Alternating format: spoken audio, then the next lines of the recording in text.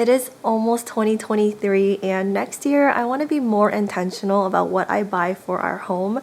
And so here are 5 things that I will no longer be buying, either because I already own too much of it or I just no longer find it worth it for me personally. The first are houseplants. Real ones, fake ones, all sort of plants I'm no longer buying next year. And that's because I've just accumulated so many over the years. And although plants are supposed to have health benefits and enhance your mood, I feel like they just cause visual clutter now for our home, and it's causing me more stress than bringing me peace. Several of our plants have also gotten so big, I feel like there's just not enough space for them anymore. In the future, if I'm to move into a new home and want more plants, I want to be mindful about where the plant would fit in the space, like whether it be a statement piece like a tree or be a part of a vignette like on a coffee table or a console table before buying the plant. And also whether it can thrive in those settings as well. I absolutely admire those homes with beautiful greenery, but I think for me personally, having too many plants just causes too much visual clutter, and I feel like I don't get the full benefits of having them. I'm also in the process of downgrading and sending some of my plants to a home that would appreciate them much more than me, and Facebook Marketplace has been great for that.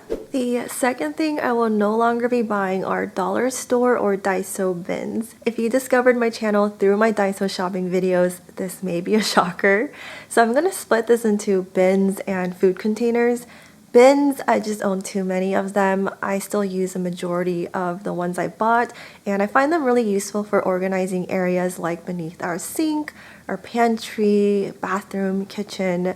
As for food containers, to be honest, I'm not using like a lot of the ones I bought. When I bought a bunch of these at Daiso, I was mainly thinking about what we had in our pantry at that time.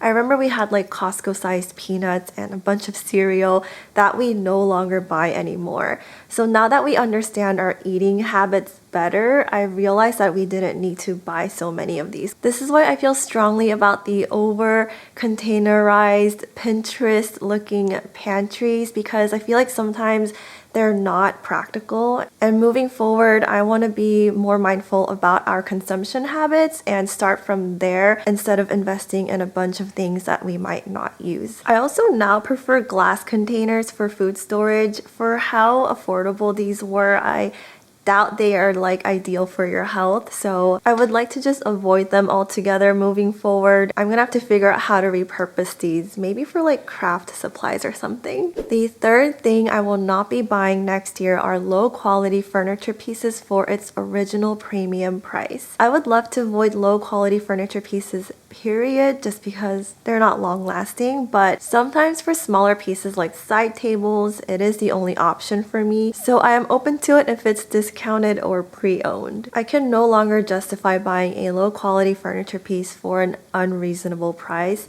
I recently bought an accent chair off Wayfair for $500 because it looked really good online and had good reviews, but when it arrived, I was so disappointed to see how stiff it was and how poorly it was made. I know that I can find a much higher quality piece for the same price at like a luxury furniture store outlet or even pre-owned on Facebook Marketplace.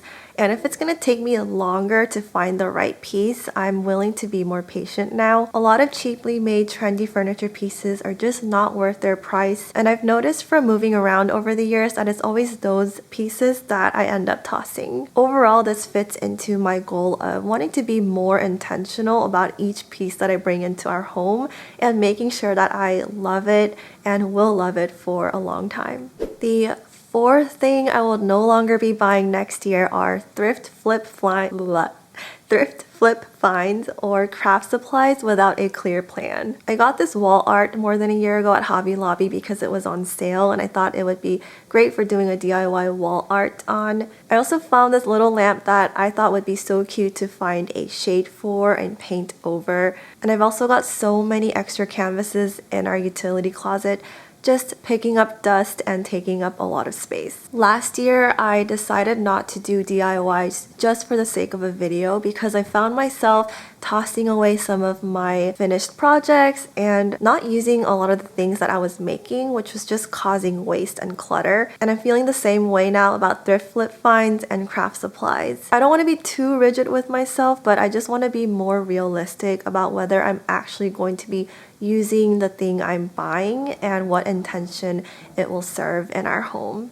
Before I share my last thing, if you're enjoying this video so far, please let me know by giving it a like. Now that the year is coming to an end, I want to spend the rest of December decluttering our home and preparing it for the new year, and I thought it'd be really fun to do a series over on my channel. So every week this month I will be uploading a video related to decluttering our home, and the area that I'm most excited about is my digital space. So if you're curious for those videos, make sure to hit that subscribe button and that notification bell so that you know when I upload next. Let me know if you think I should call it Declutter December or Detox December. So last but not least, the fifth thing that I will not be buying this year are things just because they are a good deal. Unless I know that is something I absolutely love and I'm certain that I'm going to be using. One thing that comes to mind are like things that come in bulk, like at Costco. I'm really not a fan of buying so many things in bulk unless I know it's something I will use, like toilet paper. For instance, like body wash or lotion.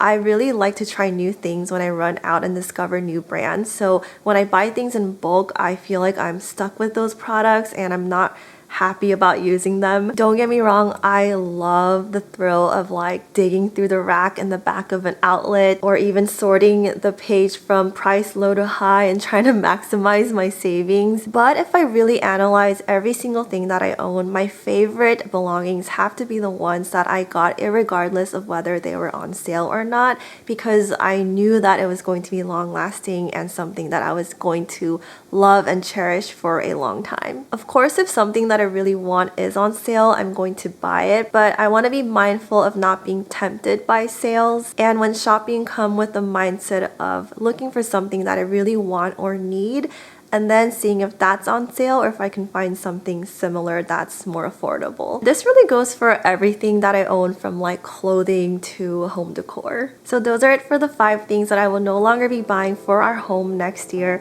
Let me know below if you relate to any of these. I feel like December is such a capitalistic month. Like everyone's just consuming, and for the right reasons. Like we want to buy gifts for our family and friends, and this is when a lot of sales are happening. As I'm navigating through this really busy and chaotic month, I just want to be more mindful about what I'm consuming and also prepare myself for next year. But yeah, anyways, I hope you found this video interesting, and if you'd like to follow along my Declutter or Detox December series, make sure to hit that subscribe button. As always, I appreciate you guys so much for being here, and thank you so much for watching. I'll see you in my next one.